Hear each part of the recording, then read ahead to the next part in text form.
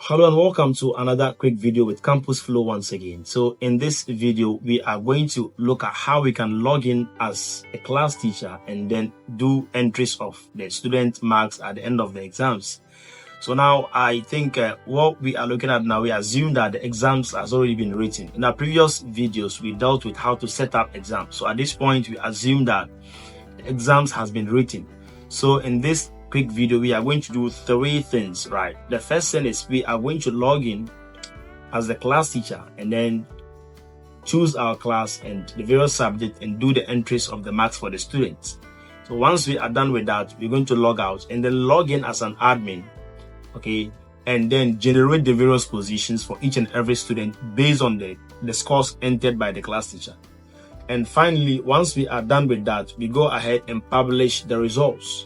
After publishing the results, we log out again as an admin and log in as a student and be able to view our results at the end of the exams. So that is what we are going to be doing in this video, right? So now let's quickly delve right into that. But before we do that, I would want to believe that at this point, you've already subscribed to CampusFlow, right? If you haven't done that, you can check the link in the video description and get your school subscribed. You can also check on www.campusflow.school and have your school subscribe as well. So now let's quickly delve right into that. So now here we are on the desktop computer. So what we are going to do is to log in as a class teacher for now and then do the entries of the mark. So let me quickly log in as a class teacher. All right, so there we go. Here I'm logged in as a class teacher. So what I'm going to do is to scroll down and just come to exams master. Okay, so you click on this and then you click on marks.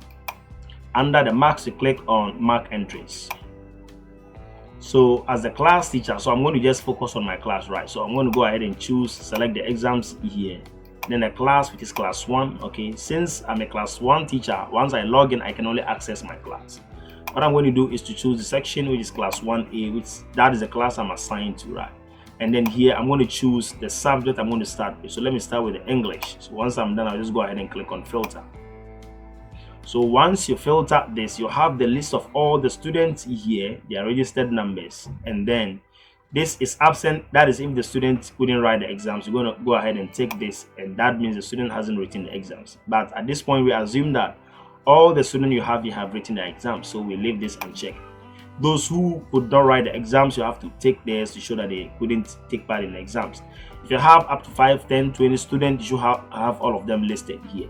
So what we're going to do is to enter the class score. So out of 50, we assume that the student had 45, so we enter 45. Exam score out of 50, we assume that he has gotten something like 40. So once we're done, we click on save. So that has been saved. So we go for the next subject, we choose English and click on filter. So once we are done with that, the English subject is here now. So now we go ahead, enter the class score. So let's assume the class score, the student had 34. And then the exam score, let's say it had something like let's say 45, right? So once we are done, we go ahead and click on also save.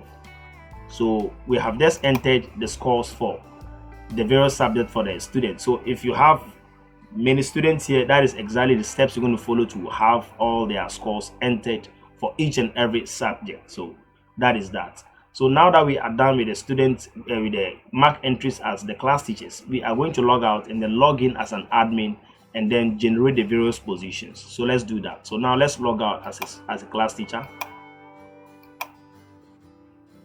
So now let's log in as an admin now. So there we go. So here I'm logged in as an admin. Okay, so what I'm going to do is to scroll down and get to exams master. And then we go to marks and then under the marks we go to generate positions. So you click on generate positions. So here what I'm going to do is to choose the exams, end of term exams, and then the class that I've entered the scores for. I did that for class 1, so I'm going to choose that class for now.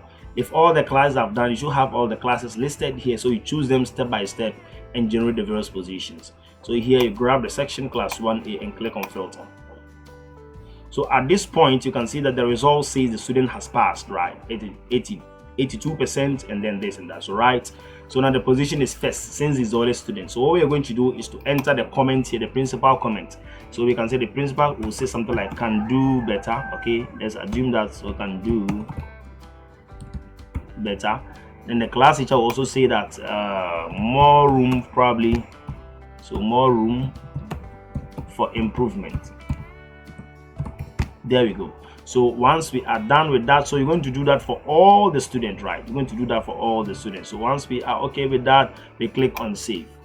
So now the various positions have just been generated now, and then we've entered the principal comment and then the teacher's comment as well. Okay, so basically that is that. If you would want the teacher to do the entries of their own comments, then we can allow that from the admin's session. The admin can allow the teacher to do that, right, by giving the teacher that right to do that, which is something I'm going to show you when it comes to settings from the admin.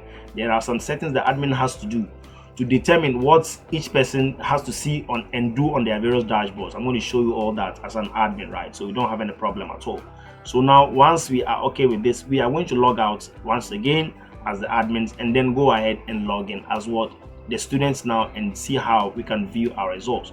So at this point, what we need to do is to confirm if the results is actually published. But before we do that, let's go to exam setup, and let's go to exam setup here, and then we can see that publish results is turned off. So let's make sure it is turned on. So with this, once everything is set up here like this, meaning the results will be visible at the student's dashboard, and for that matter, they can view their results.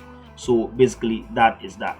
So once we are okay with this, let's go ahead and then quickly log out, right? Okay, we log out.